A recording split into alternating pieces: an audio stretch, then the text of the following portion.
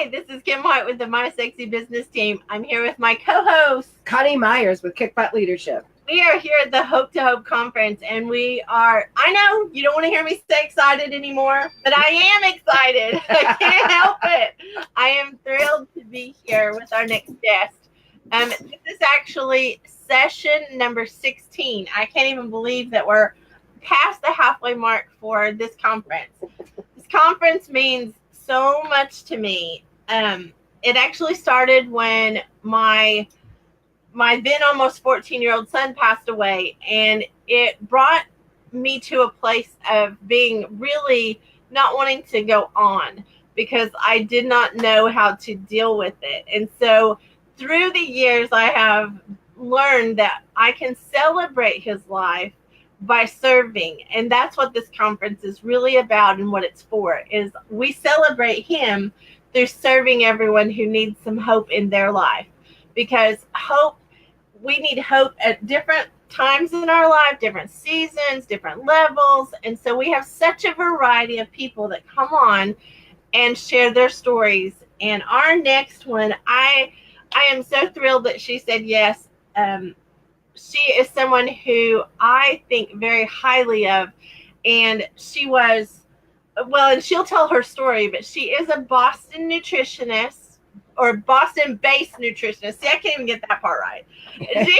And she helps people really be able to like get their meal plans and stuff where it's not so hard, because I can tell you, for me, it's hard to be busy and try to get all of my, food right. And I want to eat healthy. So she's a big part of the success plan for all of us to eat better.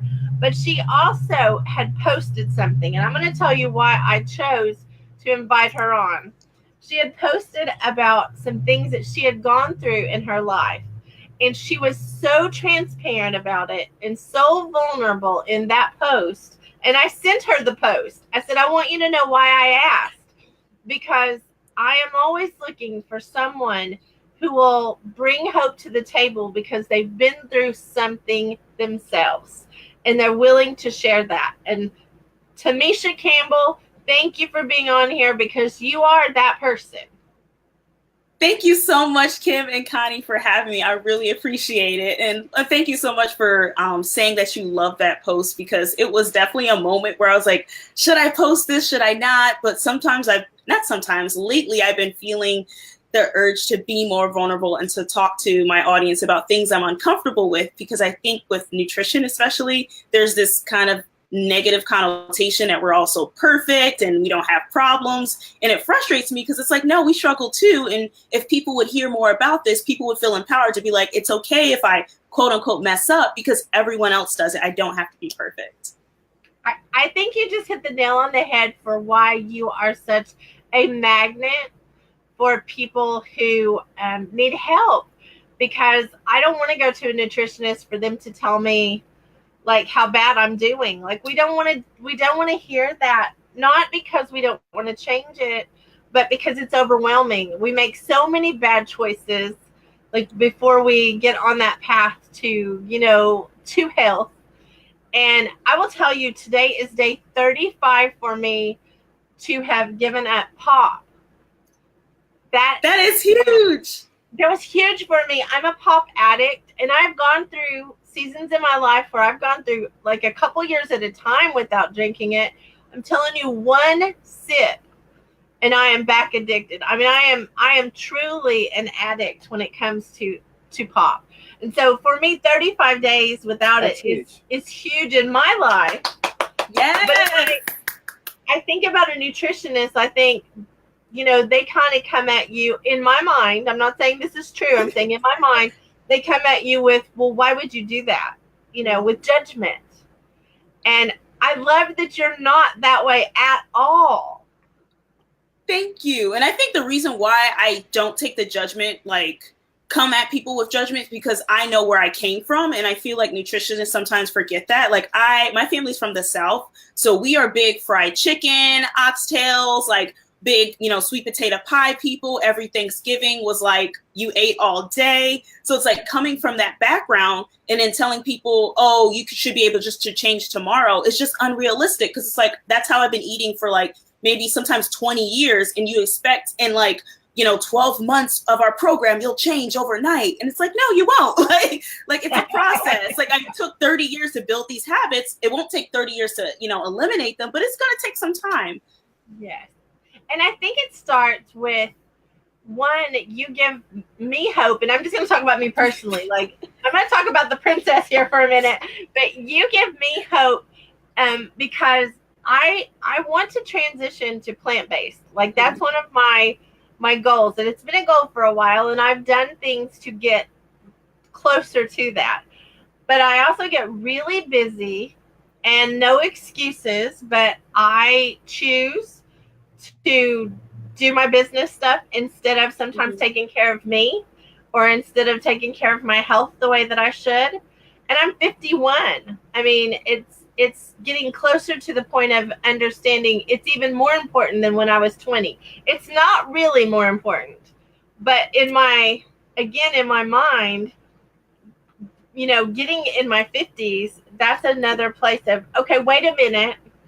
We have to take care of ourselves. Like we have to stop and do what we need to do. And so finding someone like you, and, I mentioned Kim McGee earlier, finding both of you has been such a blessing to me because you all are realistic. You guys are not judgmental, and, and it is a process. I need easy. I just need to know where the easy button is so that I can start transitioning, just like the pop, one thing.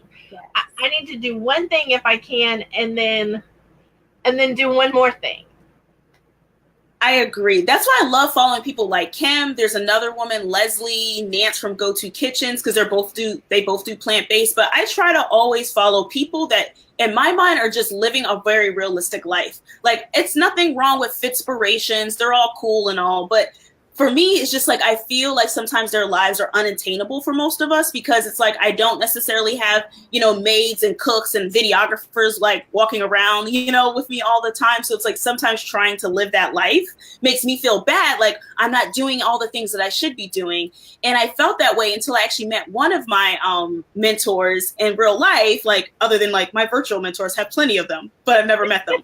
But I actually met one of them in real life, and she explained like she hasn't cooked in like maybe 5 years. And I was just like, but you're like a personal trainer. You're always fit. And she was like, I don't cook. Like I have someone cook for me. And that was just like a moment of being like, oh, like everyone doesn't do everything. Like there's definitely other ways to do it. Like people are like, you should just, only drink this type of water, only eat this type of food. It's like, yeah, you can, but you clearly don't have to. Like if someone could be fit and not cook any of their meals, there's a way to get around it. Whereas I'm like, oh, I can't cook, so I'm gonna go to McDonald's. Like there's other alternatives, You are so cute. But it's true.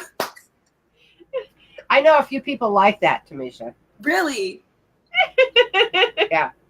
Well, and I think, that's the part that you even use the M word. Like, you're a nutritionist. So wait, now maybe you do understand like my battle with something quick versus like something healthy, because a lot of times I feel like, and it's not true, again, I'm going to tell you it's not true, but I feel like because when I get super busy and I don't have a plan, that's when I fail every time. But I will get busy, and then my sweet husband, I'll tell him, just grab us something, Yes. And there's not really a lot of choices, at least not where we are right now. There's not a lot of really healthy choices. I got something the other day that I thought was a healthy choice. Yeah. And I got kind of tickled because when I looked it up, after I'd eaten it, of course, when I looked it up, it had more calories than if I would have had like the cheeseburger and pop thing. Yeah. And I'm like, wait, this is a salad. Like I am sacrificing what I really want to eat something that's actually worse.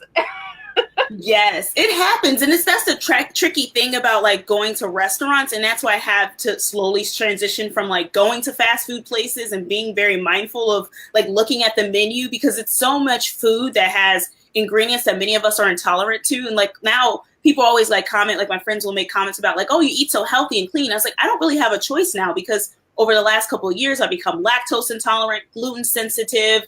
Like I have an intolerance to certain alcohols. I have a tolerance to bananas. So it's like after all these years of eating all this crap food, to be honest, it's like my body slowly started developing all these new autoimmunities I never had before. So I always want to help people get to that point before where I'm at, where it's like, well, now you can't eat this stuff because you'll just be sick all the time. So it's like, how about we start taking those precautions like you did now of like, taking a pop out of your diet, just because it's like, well, if I don't do it now, in a couple of years, I'm gonna be forced to do it, you know? Yeah.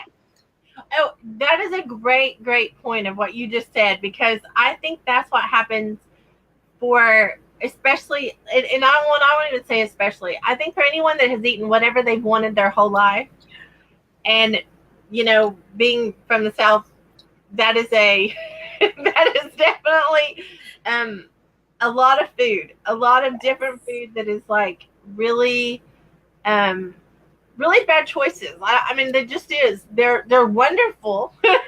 Yes. but they don't bring me health. And I think people get to a place where they're like diabetic, or they are suffering with heart disease, or they are something, and then all of a sudden they go, oh, okay, I guess I better do something different. And I will be honest, I have nothing wrong, but I just know intuitively, and I have done healthy things like most of my life, like part-time. I'll say I'm a part-timer. I've drank green drinks. I love green drinks. Yes. And I have done them for years, but I've never completely become a full-timer. And I feel like that probably my part-timing, the really good healthy stuff, is probably what's kept me from having, you know, diabetes because I'm overweight, or kept me from having, you know, problems because I was drinking pot, or it's kept me from having certain things. But there will come a time, and that's why I feel like you just said something very profound. I want to change because I want to. I don't want to change because somebody's looking at me and saying, do this or die. Exactly. Yes. That is such a good point, because it's like, I also, and I don't blame my family, but I also realize like we grew up with like ignorant times, because both my grandparents had diabetes. Like my grandfather, he had to have his left leg amputated below the knee. Like my grandmother had a stroke and was wheelchair, and, you know, stayed in a wheelchair basically until the end of her days. So it's just, and the sad part is that they were just pumping them with medicine after medicine after medicine, and they just weren't getting healed. And it's sad because now I'm a lot older and I've read more about the vegan diet, and I've read about other plant-based like solutions. And I'm like, wow, I could have like changed my grandparents' lives. They may be alive today if we only knew we were changing their diet, because we would switch out sugar with equal. We would switch out, you know, like fried foods with less fried foods. It's like we were still putting stuff into their bodies that wasn't making them healthy and well, but we just didn't know. Like even down to Crisco. Like we remember the Crisco revolution where it's like, this is so much healthier to have than butter. And it's like, no, it was actually worse for people. Right. We just didn't know any better. Yes. Right. Well, and I'm with you. I'm on the same train, because all four of my grandparents and both of my parents were all diabetics, and they all had different levels of heart problems. And for me to have reached 51 with none of that, it is a testament to even part-time helps, like even part-time doing things the right way has helped me, I feel like, avoid what they didn't, like they weren't educated to avoid.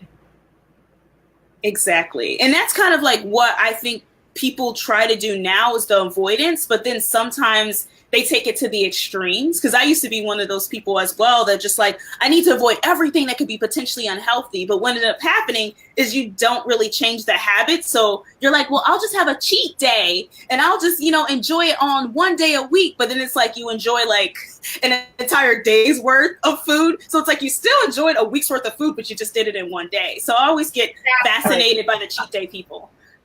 Well, and I will just tell you, I came to terms with that a while back, because we were laughing about I cheated this or I cheated that. And I made the statement, and I meant this from my heart. I'm not a cheater in any other area of my life. Mm-hmm. I do not cheat. My character is not a cheater. So why am I putting that guilt and shame on myself when it's a choice? Now, if I want to have something bad, then, or something that's not great for my health, I'm going to have it, and I'm not going to have any guilt, because once I erased that guilt out of there, it turned into one meal of something that I was hungry for, instead of being a week or a month of cheating. Right. Yes. Because once you do it, you're like, well, I might as well have this because I've already messed up everything by having one thing. It changes your mind. Like, it changes. A total change of mindset and how you're thinking about things. If you can, by doing that, by changing that one little word from cheating to choice, you're able to say, okay, I'm choosing to do this. And then you're also saying, okay, now I'm choosing to go back. I love that. I'm about the hashtag change of cheating to choice. That is such a profound statement, because it's true. It's like, why don't we give ourselves the empowerment to feel like we're making a choice, whether people see it as healthy or unhealthy? Like, we can quote unquote say that no one should drink wine, because how healthy is that? It has no nutritional value. But guess what? If you enjoy a glass of wine, I don't see a problem with you having it. Maybe don't have the entire bottle, but you can enjoy a glass. Yes. Well, and that's another point too, is I would get, when I had that cheater mindset, I would get to the point where I could, if normally I would eat, half a sandwich, because I was cheating, I would eat the whole one. Or, and it's like you said about cheating a week's worth in one day. It's like going to a buffet.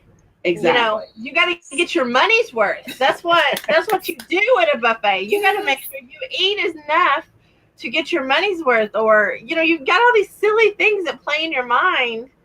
And I laugh because I think a buffet is like a bad thing for me. Mm-hmm. I think it is a bad thing for me to go, because I will eat far less by going somewhere that I pick what I'm going to have than I will to go to a buffet. And it's foolishness. I mean, we'll walk in and say, I'm only going to have this, or and before I know it, I've had whatever, and lots of whatever. Yes. I'm the same way with buffets. Like, it honestly could be like a torture device for me, because it's one of those things where I don't know. And it's funny because it's like, I never lacked food as a kid, but I do remember feeling so much love around my grandmother cooking in the kitchen. And I learned, as I kind of went through some therapy and looked at why do I have such attachment to food? And I was like, because I'm associating that food with that love that I miss from my grandma, baking in the kitchen. So it's like, when I'm eating, I'm like, I'm full with love, but you just keep eating and you keep getting more full, but you're never actually getting satisfied. So that's where I had to make that transition. Yeah, you're full, but you're not satisfied. So it's like, you have to search for that thing that you're missing and stop using food as that replacement.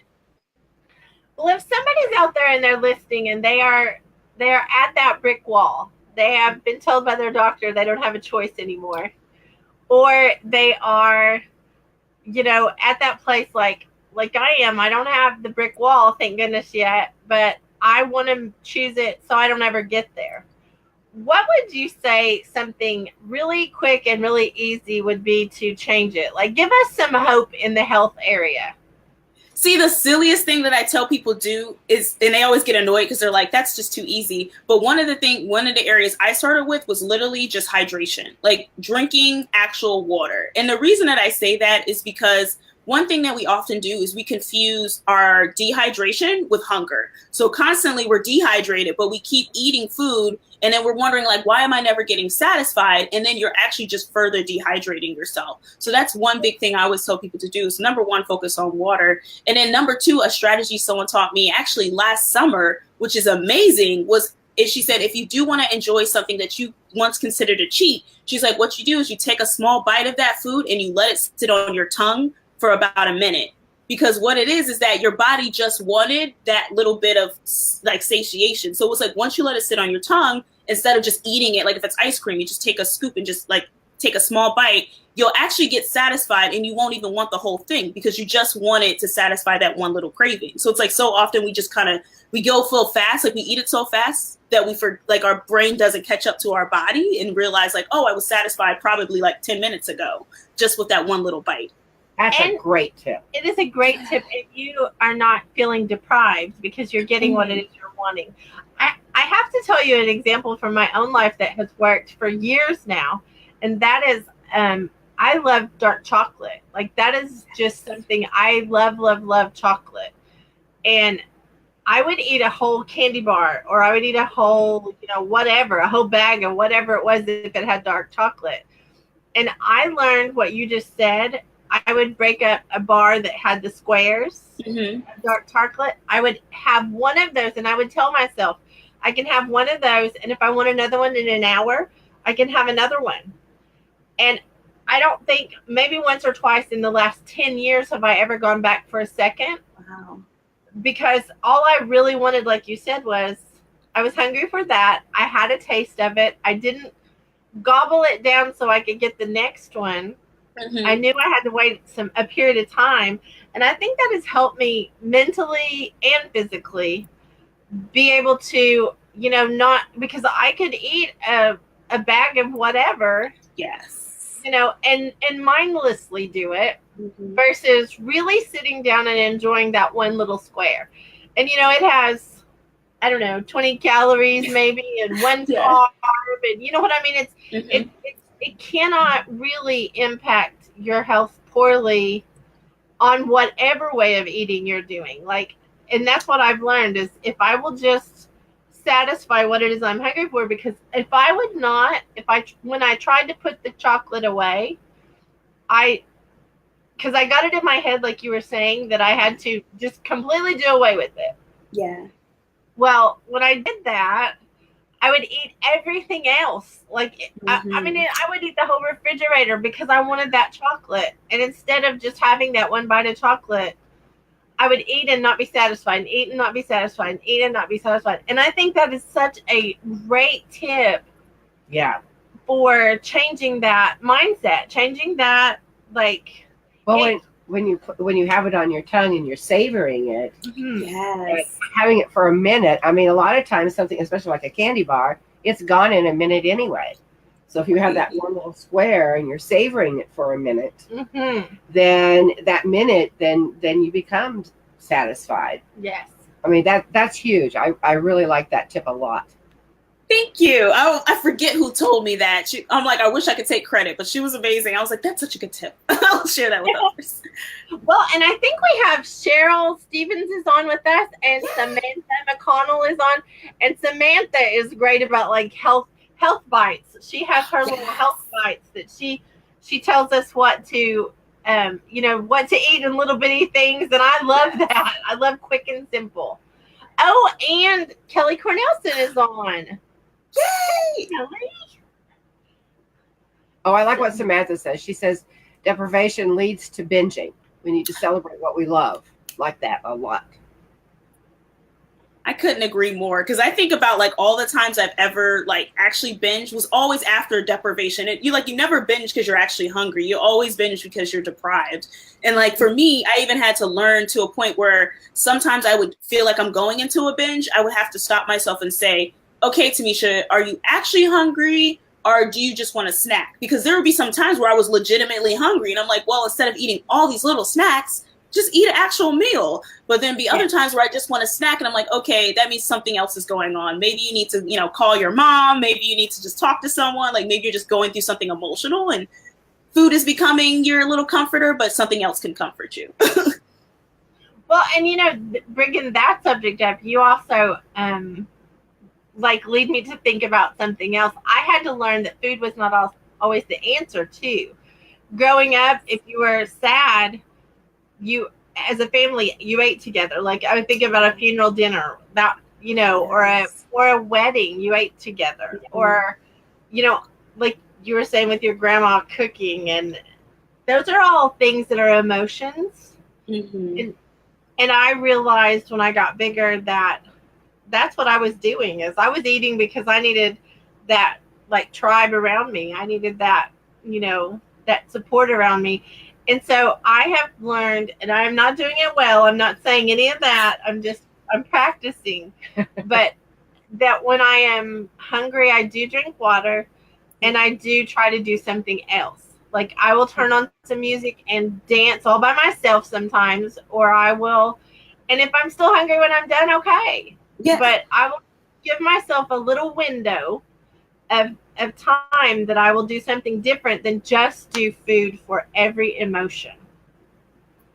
That's such a good point, because it also like reminds me, and I'm trying to remember who said this, but maybe it's a psychologist, about how instant gratification, and it's like we become such an instant gratification culture too, that we automatically like we have a feeling and we want to satisfy it. But you're made such a good point of like sometimes just sitting with that and being like, instead of gratifying that thing, can I wait just an hour? Can I wait 30 minutes? Because if you physically can, then it's like, why not just, instead of just, okay, I'm just going to jump into this thing and get this feeling so I feel better. It's like, no, wait a little second, see if that's what you really want, or if you're just trying to satisfy yourself.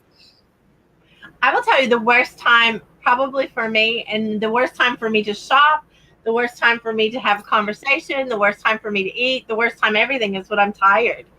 Yes. I have actually been practicing probably the last month, really, really practicing hard. If I'm tired, I won't even eat. Like I will not even open that can of worms. I will just go on and go to bed, because a lot of times I find myself, especially when we have long days, like the conferences that we do and stuff are long days, I will get to the point where I'm hungry, and rightfully so, but I am too tired. Like I am too tired to make a good choice. Mm-hmm. And so sometimes I will just stop at that point right there, and I will just go to bed. And it makes me have such a better night's sleep. It makes me have such a better day the next day, because I didn't just binge.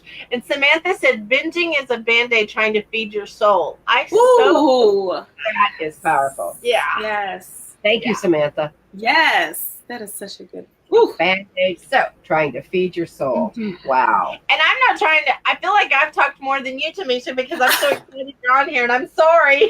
No, you're perfect. Like, you've made so many good points. And it's like, I love having conversations like this, because I don't want to be just like, let me just talk at you. Like, this is not a lecture. Well, you have opened up, though, like, you've opened yourself up to have an amazing, really amazing business online, because you have really opened yourself up to the transparency, to the vulnerability, and you're approachable. Like you really do sincerely want to help people. You want to help them, and you're not judgmental. And I can tell you, anybody that's 1 pound overweight does not want to go and hear someone pass judgment on them.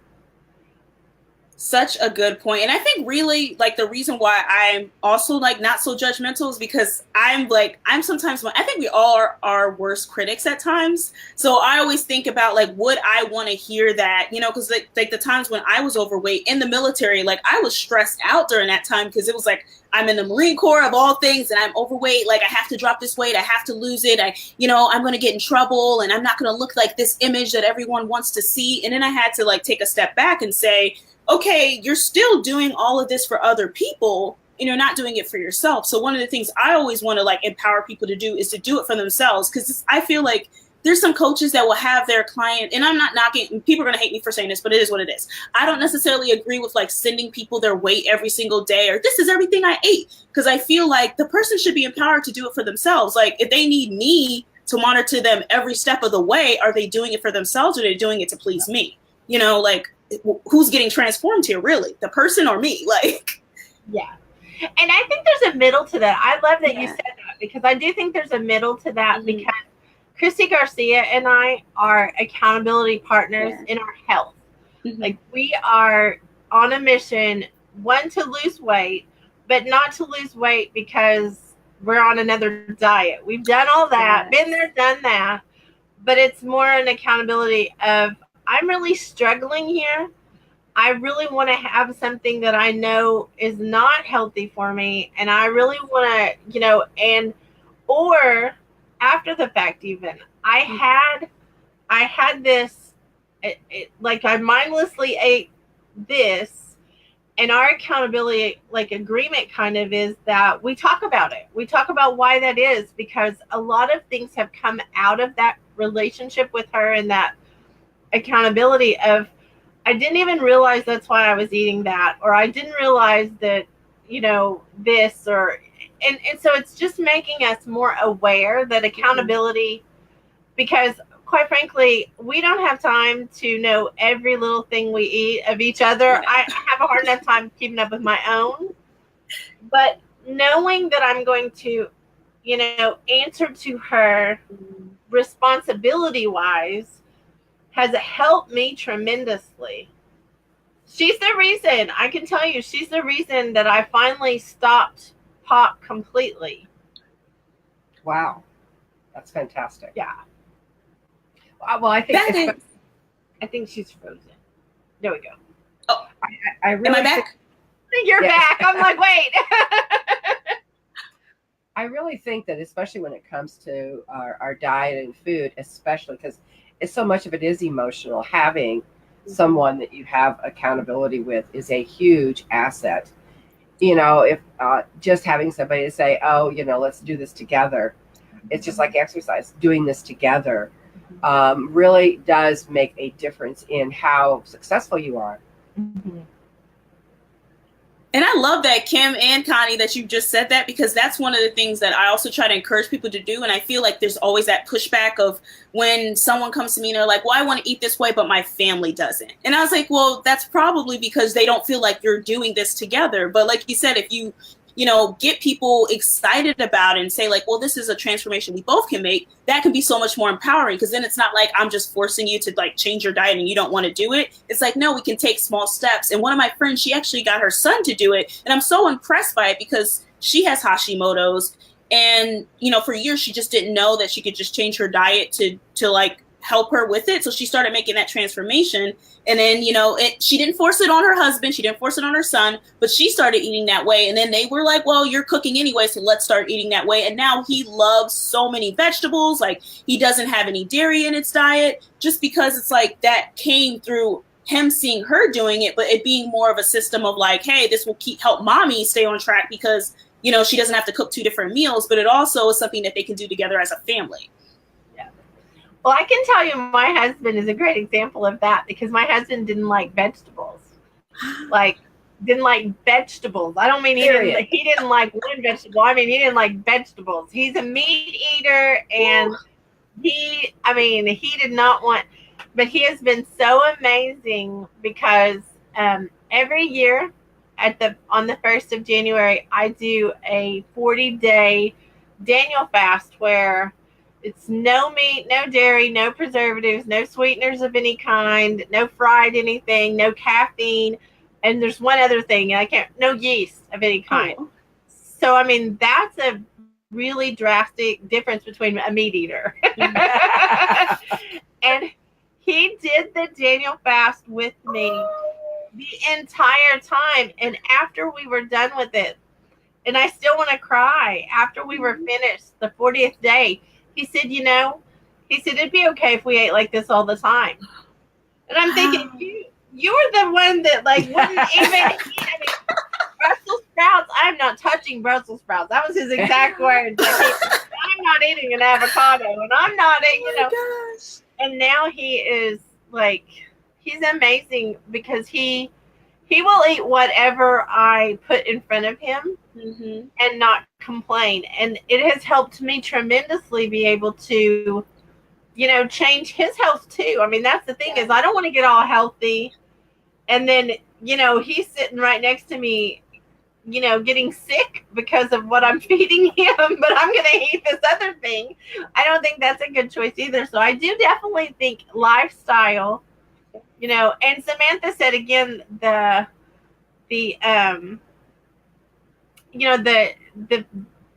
let me back up, because I want to see what our comment said, because I don't want to misquote it.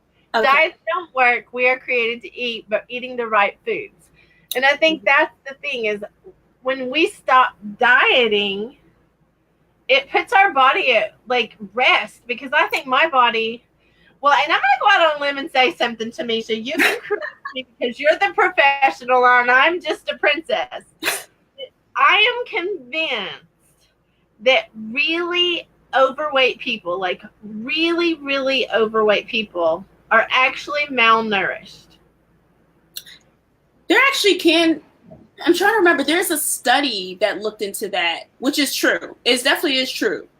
But I'm trying to remember, dang, I have to look at it later and tell you which one it is. Because there was a really interesting study they did about malnourishment. But actually, it was like a legal study. So now it would be illegal. But they actually had a man who was extremely overweight.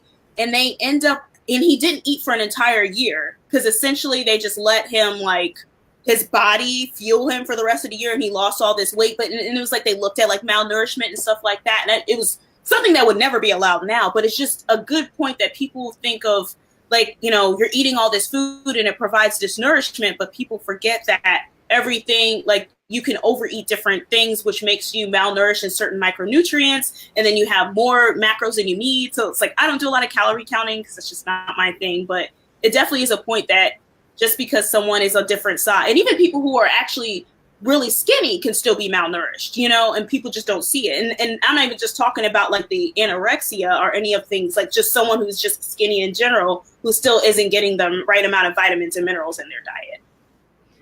I just think that that's something that, you know, as someone who's been overweight most of my life, I think that's something that I had to come to realize, you know, that malnourishment doesn't look the same on everyone. And when we don't assimilate our you know, food, or we don't get those nutrients, or we don't eat enough good stuff, or we have issues that block us from being able to, you know, digest some of those healthy foods because of other poor choices. I mean, there's like a whole, you know, like a whole pot of stew there that you can get into. But I'm just saying that is something that I have realized, that if I change my mind about what I'm eating and I consider the healthy part first, it doesn't mean that I have to stop eating what it is I like, or, go for the rest of my life without having something. But if I can eat something healthy and feed my body something good, it is funny how it works, because then you don't really want the other things anymore. Like we have several examples, my husband and I, of things that there was some of our favorite. And now, because we have been eating a lot more plant-based, it's been, that doesn't taste as good as it used to. And what a blessing, though, because I don't want to fight all the time. Like, I don't want to have a constant struggle of having to do this and not enjoy my life. That's the other part. Is, if you get so consumed in every bite that you're taking, and you're consumed in, I can't have this and I have to have this, and just that huge set of rules we put on ourselves, then I think we automatically don't have any fun. Exactly. And it is like, what's the point of life if you're just sitting there following rules by rules and going on like a little hamster wheel? Exactly. Yeah. Well, I think that's why I'm so attracted to you, though. I mean, I think you have set up a pattern for all of us to follow, and you're transparent about, going through things. And I do want to say out loud publicly, thank you for serving, because that is a huge deal. And you went through things in the military, I'm sure, that were hard, because if you were overweight at all and you were supposed to be a certain look of, how you were supposed to be, to me, that'd be pretty traumatic. Yeah, it definitely was. And it was like one of those things where people were like, well, it's okay because you'll lose the weight. And yes, I would lose it by the time like a weigh-in would come in, but it was just that yo-yo dieting just wasn't healthy. And it was just not mentally healthy or physically healthy, just to drop the weight only to increase it without actually being like, there's a habit there that keeps contributing to this. Fix the habit, Absolutely. Well, I'm hoping that you and Samantha and Kim will do something together, because I think the three of you guys would be perfect for this princess. Yes. Co-host too. Oh yes. Well, do you have any final we're so over time. I'm so sorry. And I feel like I have talked way too much, and I am sorry for that because you have such wisdom to share. You just get me so excited. I loved it. It's perfect. I guess what would the only thing? Oh, there was such a good point that you made that I've said the only other thing I would say is the importance of accountability. Like, because I know some people feel like I'm not going to get started because I can't afford a coach or I can't afford nutritionists. But like you said, you could literally start with just your best friend, just someone who wants to be on the same journey as you. Or you can just go to a meetup group and meet other people that you've never met before who want to be on that same journey. It's free. You just join. You just, support each other, and you'll be surprised how far you'll go. Yes. And, I want to point out, too, that you don't have to be with someone who is eating exactly like you either. Because Christy and I are both on our own path, and we don't put off on each other. You can't have this or you have to have this. I mean, that's one of the sweet spots is when I went to her and I said, we were doing something similar. And then I went to her and I said, I really want to move more plant-based, even in what we're doing now. And she laughed because she's like, okay, when are you going to start? And I said, well, I'm going to go to the grocery store and on Monday I'm going to do it and blah, blah, blah. She said, today's a good day. Yes. And so I just laugh because she holds me accountable for something different, but and I'm her accountability partner also, but I don't think there is one specific thing that's the magic thing that everybody has to do, that one thing. I think we all need a lifestyle of getting healthier, period. And whatever that looks like for us. And it's not an excuse to eat bad. It's just there's a transition for all of us because very few people have had the opportunity to grow up eating like the very best. So many good points. Thank you so much, Kim and Coni. I really appreciate you for asking me to be on here. Well, such a pleasure to meet you. Oh my gosh. I can't wait to get to know you better. Yes, I can't wait to meet you in person. So I have to fly to the West Coast. There you go. We're gonna try to do something in Vegas soon. We were just talking about that we just have so much fun. She and I do stuff all the time. She flew here to where I'm at in Texas to be on the Hope to Hope. So I mean, and she's been to Vegas to do the Hope to Hope too. So yeah, awesome. So yeah, we'll make something happen for sure. Yes, definitely. Well, thank you for being on, and I'm sorry I talk so much, but thank you so much for helping all of us have more hope with our health. And we will definitely get a link to you so that they can follow you. I know you have a challenge. This conference is no selling or no recruiting, so we're very careful. But Tomesha does have a challenge that starts on Monday. If you're interested, please go and check it out because it may be the very thing that you need accountability wise, and the first step in you getting healthier, and all of us can afford to get healthier. So thank you. I'm Coni Meyers with Kick Butt Leadership. And I'm Kim White with the My Sexy Business Team. We are wrapping up session 16 at the Hope to Hope Conference. We will be back at noon Central Standard Time for another amazing round of Hope to Hope. Love you guys.